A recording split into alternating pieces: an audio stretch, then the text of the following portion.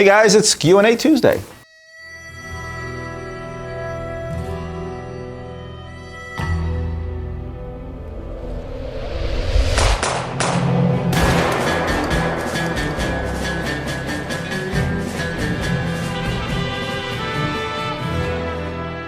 Before I get into some questions, quick reminder, real watches, real people, real stories. It's a series that we launched a few months back. It's been pretty successful. You guys seem to like it, but I can't do it without your submissions. So take a video snippet of your favorite watch. Tell me what the story behind that watch is. It may be sentimental. It may have been bought to celebrate an occasion like a birth of a child. It may be something that was passed down to you. Those are the stories I want to hear. Those are the watches I want to see, no matter how expensive or how inexpensive your watch is. If it's something that's special to you, I want to hear about it. So remember, email those video snippets to ian@luxurybazaar.com. Meanwhile, let's jump into some questions. And the first one comes from WK. Roman, first and foremost, I want to thank Luxury Bazaar and specifically Anna in your sales department. Anna helped me acquire an unworn AP Royal Oak 15202 ST Jumbo. Not so easy to find these days, and she did so with the utmost professionalism and customer care. Well, I told you guys before, Anna has been with me for 15 years. She is the best salesperson, customer service, concierge, whatever you want to call it, in this company, even better than me, because she is a walking encyclopedia indeed as well. Second, for Q&A Tuesday, I wanted to pose a question. If keeping a brand new in a box watch in a safe, are there any special maintenance or other suggestions you may have? I've insured the timepiece, but I'm leaving as is before one day passing it down to my son. Third and last, keep up the great work. Thank you, WK. Thank you for your purchase, obviously. Keeping a watch in a safe. Well, first and foremost, a couple of things you need to understand. While keeping the watch in the safe, what happens, the watch has no movement, right? So in the very least, what you may want to do is you may actually want to wind that watch. And I know it sounds stupid, like, well, wait a minute, why would I want the watch working in the safe? You do. I'm not saying you have to wind it every X amount of hours or whatever the power reserve may be on that watch. But you want that watch to have movement, because what happens when in a watch is much like a car. When a car sits for a while, outside of the battery usually dying, what happens is the oil gets thick inside the engine. Same thing with the watch. Watches have oil inside. So you want to have them moving at least once a month, once every couple of months. Take them out, wind them, let them run for a few hours, and that watch will last forever. I'm an immortal being. And one other thing to know is that when keeping a watch in the dark, you may see changes in color of the watch. For example, you will see a patina that will develop on precious metals. Oftentimes dials will change color, but that's actually a good thing. So let's say if you plan on keeping this thing in the safe for the next 20 years, you know, that watch will become vintage and it will have a lot of character to it, all while remaining in that NOS condition, new old stock. He's just like new! So cool idea. I'm not sure how old your son is, but you know, if he was just born, and you're talking about the 15202 that you bought, that would be a hell of a gift 20 years from now. Hope that answers your question. Next one is a bit of a sad question. A gentleman by the name of Wayne writes, good day, Roman. First of all, I would like to thank you for your YouTube videos. I look forward to watching them. I have a dilemma that I would like your opinion on. A while ago, my best friend and I were in a golf tournament together, and they were giving out prizes on a number of holes, like longest drive, closest to the pin, longest putt, etc. Well, I've won one of those holes, and I was giving a fake Rolex as my prize. Here's my dilemma. Shortly after this golf outing, my best friend committed suicide. When I won this watch, I just put it away in my watch case. I was going to take it out in my garage and smash it with a hammer, but I just can't bring myself to do that. Seeing I won it was the last time I golfed with my friend. Now it just sits in a corner of my watch case surrounded by my real Rolex watches. What would you do? Keep it or smash it? Sincerely, Wayne. For one, I want to say I'm really, really sorry for your loss and the loss of your friend. And, you know, and this is a pretty real and raw story here. You know, suicide is no joke. Where I come from, you know, having grown up in Soviet Union, things like psychology or psychiatry or having anxiety or things of that nature, that it was just never paid attention to, right? Perhaps it was the timing too. Obviously, people are a lot more aware of suicide and we have all sorts of prevention lines and so on and so forth, but oftentimes that's not enough. So it's such a catch-22. It's like, on the one hand, you have something, and the fact that it's a fake Rolex or a real Rolex is irrelevant, but you have a memento that reminds you of your time with your friend, the last time you were with your friend. But on the second hand, you have that same memento that reminds you of something terrible that happened to your friend. I don't think I would treat this any different than, let's say, a watch that was passed down to you by, let's say, a late grandfather or a great grandfather. I think I would treat this particular item the same exact way, and I would keep it. Things that are tied to memories, whether they're good or bad, they are sentimental by nature. I'm just hoping you can flip the script on this and when you do pick up that Rolex and you think about the time you played that last golf game with your friend, is that you think of the positive that's tied to those memories. Because I'm sure, having been friends with her for an X amount of time, you have lots of positive memories, be it golf outings or any other things that you may have done. So I wouldn't smash it. I wouldn't smash it for that particular reason, because it's really up to you which memories you choose to tie to that particular object. Yes, you're never going to forget that your friend passed away. But at the same token, I'm just hoping that you can channel the positive memories that you have with your friend towards that particular item, so the next time that you look at it, you think about the last hole-in-one your friend may have gotten with you on the golf course. So I hope that kind of gives you a decent advice. I'm not a psychologist, but this is certainly at least how I feel about it. And again, thanks for reaching out with me with something like this. This is very personal, and I kind of feel honored that you would even ask my opinion on something like that. Next one comes from Jamie.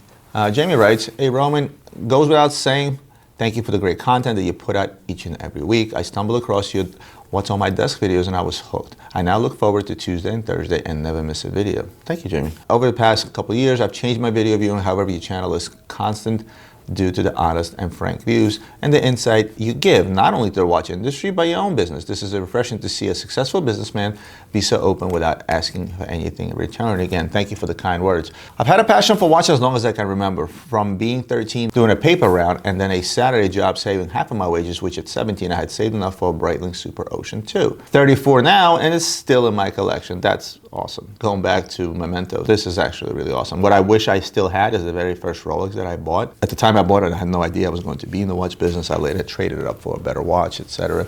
But I kind of wish I had that old Raggedy Datejust that I bought for $1,000 a while back. After watching your content, I've learned so much about the gray market, about other brands, that in general, shops in the UK aren't sold. Over the last 3 years, my obsession has grown rapidly, and in March, just before the first lockdown, purchased my first AP Royal Oak. Haven't watched your videos. Now I got two. Congratulations. Now I live by your motto, buy what you like. Thank you for that. This is a good motto to have. Now to the questions finally you may say. What are your thoughts on the Rolex Daytona 11619LN? Due to the rubber strap, this watch sings to me, as I have a couple of pieces that live on rubber straps. I recently watched a video where these watches were going to be the next boom, collectible watch from the Daytona line. I know you don't have a crystal ball, however, what do you think? And 3, I've been offered one for 27,850 pounds. You can throw that up on the screen, the conversion, box and papers, which seems to be about 600 pounds cheaper than what I can find on Chrono 24. Do you think this is a good price? Thank you in advance, and all the best to you, your family, and the LB family. Again, thanks, Jamie. Well, I discussed the fact that I feel like there are some sleepers out there from the Daytona line, specifically two-tone and those that are on straps, not rubber straps, not the Oyster Flex. I'm simply talking about the older models, the ones that came on the leather straps. I'm sure Ian can pop that up. I think a Zenith Daytona on a leather strap today, be it a white gold or yellow gold, I think is a sleeper. They're still out there for a reasonable amount of money in comparison to some of the new stuff. You can't touch the new stuff, right? I mean, you can find a gold Daytona on a strap for less than the price of a stainless steel ceramic, which is pretty ridiculous. Also, the two-tones on a bracelet. The older ones, the Zenith ones, if you find those complete with box and papers, those are the ones that are worth putting away. And again, without consulting my glass ball. This is what I discussed in the past before. I think that the Oyster Flex is overpriced in today's market, and simply because of how the market is on Rolex. Does that mean it's going to change and they're going to drop in price? I don't know. For that, I don't have a glass bowl. They may not, or they may. I do know, and I've told you this before flat out, that Rolexes on strap are the less popular Rolexes than their counterparts on bracelet, be it whatever metal it might be. Although the Oyster Flex kind of changed the game a little bit, because they really made them good looking, for the lack of a better word, right? Yes, you can bite the bullet and pay all the money for the newer one. Once you do the conversion and figure in the VAT, you are actually getting a decent price. Alternatively, what you can do is go out there and buy an older one. Like I said, an older Daytona, be it yellow gold, white gold, whatever it might be, and then go out and buy an aftermarket rubber strap that will fit it, because the current Oyster Flex rubber straps will not fit onto the older Rolexes. But you can retrofit it with a rubber B strap. Let's not forget who the other guys are, Oris. So that's another option that you can do. You will save yourself some money. And then, speaking of the glass ball, I think down the line it's going to be a hell of a collectible. Just make sure you pick up a Zenith Movement one if you're going to go back that far. So I hope that helps, Jamie. Here's an email from Chris that I'll quickly answer. Hey Roman, happy Thanksgiving. So your most recent video is awesome gesture to wish a fan a happy birthday. Classy move. Well, thank you for your kind words. And honestly, I really enjoyed doing that, especially when I saw the reaction of my fan. I mean, that almost brought me to tears, number one, but it actually made me feel just as good as him. So you're a bit on the Snoopy. I understand the hype, sort of. One watch I think people sleep on is the Speedmaster Alaska Project. To this date, it's one watch I passed on at 7K and I kick myself every day for. Can you maybe do a bit of a segment on weight variants of the Speedmaster or even the Mitsukoshi editions? These seem to be very popular and I imagine your viewers would love more insight on them. Cheers and happy holidays, Chris. Here's what I'm going to do. I actually spoke to my guys in content. I forwarded this email to them and I said, let's do a dedicated episodes on limited editions. I may not necessarily have them, all of them in hand. I may have a few here and there, depending on when I type the episode.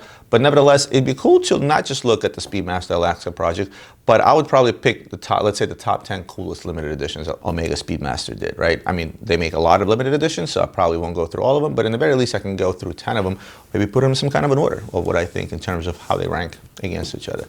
But I do agree with you that the Alaska Project is a really cool speedy. That all white look, sort of that muted white across, sings to me as well. I do think it's a great looking watch.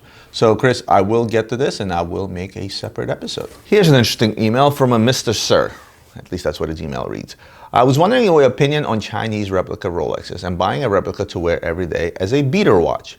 Would it be worth the few $100s to buy one of these replicas to wear every day and then keep my real Rolex mint in a vault? Secondly, what in your opinion is the best Rolex to buy as your first Rolex and wear as an everyday watch as someone in their early 30s? I've been eyeballing an early 90s Turnograph for a while. They seem to check all the boxes of my requirements in a daily watch, and for current prices seem reasonable for what the Turnograph offers. Thanks for all you do. The watch talk on your YouTube channel is really appreciated and I have learned a lot from it. I'm going to answer the second question first. So as far as your everyday watch, and this is what goes back to I say buy what you like, right? Turnograph, you said it. They seem to check all the boxes for my requirements in a daily watch and the current prices seem reasonable for what the Turnograph offers. I spoke about the Turnograph a while back. This was another sleeper watch. Last time I spoke about this watch, they were about 20 to 25% cheaper than what they are today. And they're going to continue going up because I think, again, it's a reasonably priced watch. It's an attractive watch. So if this checks all your boxes, look no further. That is the watch for you, right? Alternatively, you can look at older Datejust. Alternatively, you can look at some of the newer Datejust. But at the end of the day, why? If the Turnograph checks all your boxes, then by all means, do it.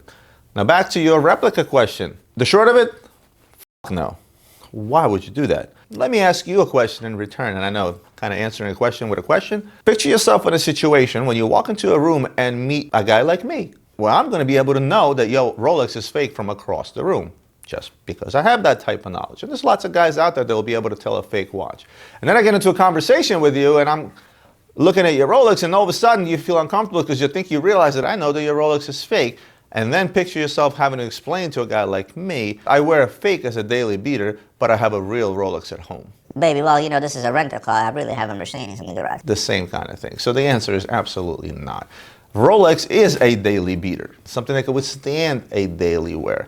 It's a rough, rugged watch that you can throw against the wall and they'll keep on ticking. So don't go out there and spend $100, $200, $300, or whatever $100 on a fake watch, because at the end of the day, you're not going to be satisfied looking down at your wrist knowing that you have a fake on your wrist, especially knowing that you have a real thing at home. So absolutely not.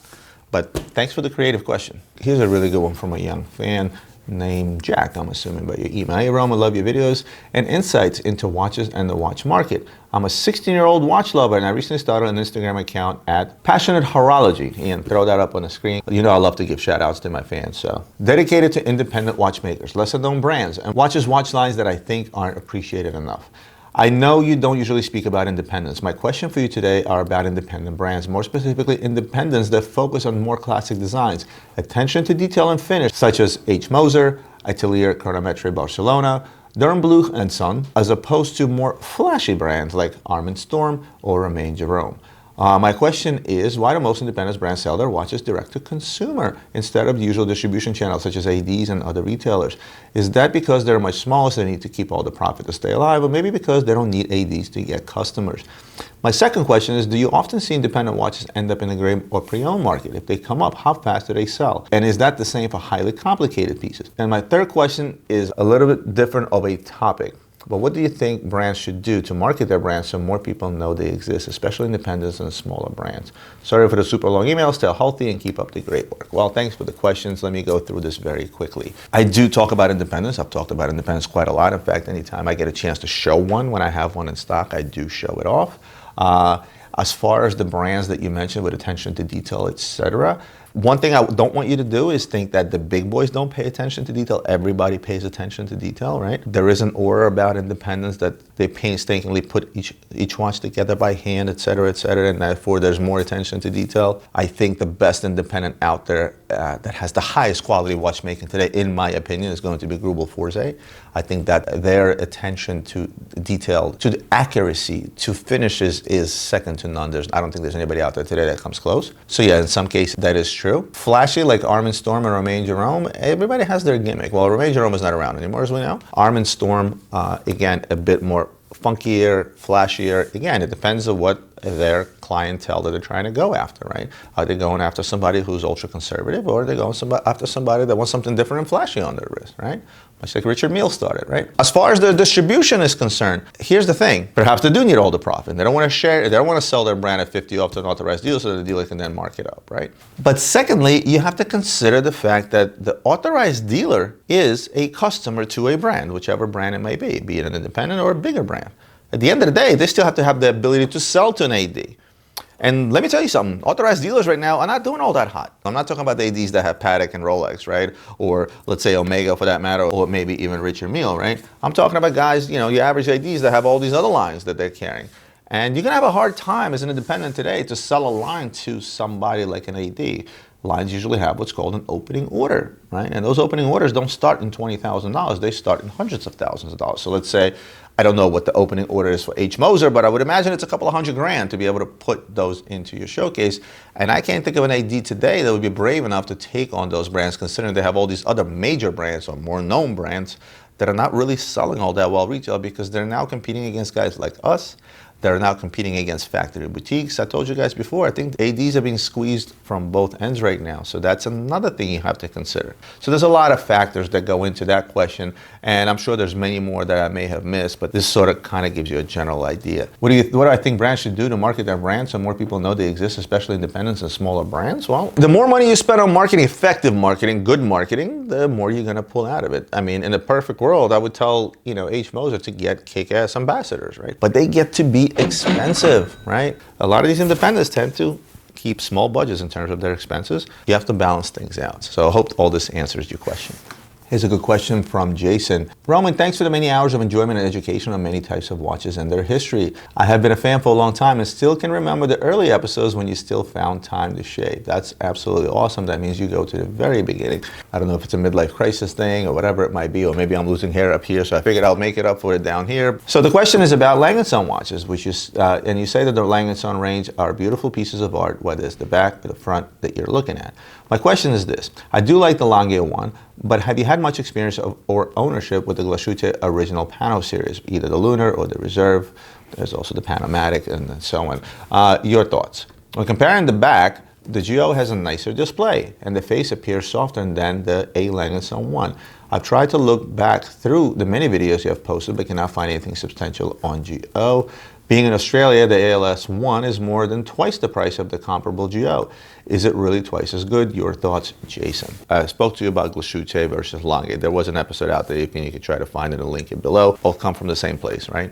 Glashütte, Germany. I also talked about the fact that I think that a Lange & Sons watchmaking may even be, in my opinion, superior to that of Patek Philippe.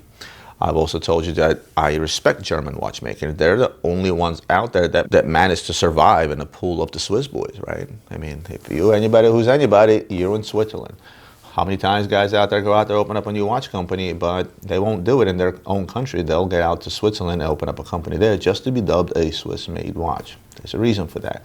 So to be able to survive, companies like, who do we have? Glashütte. We have Lange & Glashütte. We have Glashütte Original. We also have Union Glashütte, etc. Right? There's quite a few companies out of Glashütte. So if you go back in history and you figure, well, who are these German watchmakers that are out there working in Glashütte? Odds are they've crisscrossed somewhere, right? I'm sure there were watchmakers that work for Lange versus Glashütte, generations upon generations, etc. So as far as their quality is concerned, I think that Glashütte is on par with Lange & Söhne, but it's a question of how you position yourself in the market. Take a couple of major brands and look at comparable complications. Let's say IWC Perpetual Calendar, right?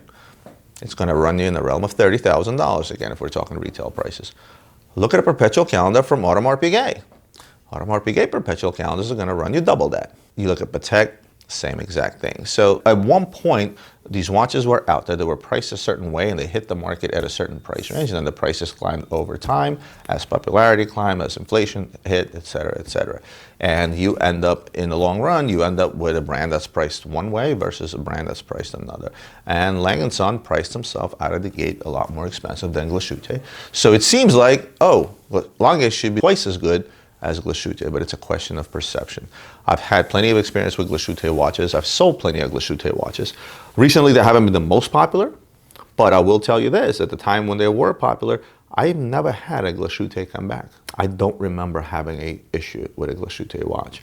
That tells me that this is a high quality brand. So if you're thinking about picking up a Glashütte, saving yourself half the money, by all means, get out there, buy it. It's a great watch. It will work for you. It will tick for you for a long time, and it will be a quality made German timepiece. That I can tell you from personal experience. So I hope that answers your question. Well, guys, that's it for me for today.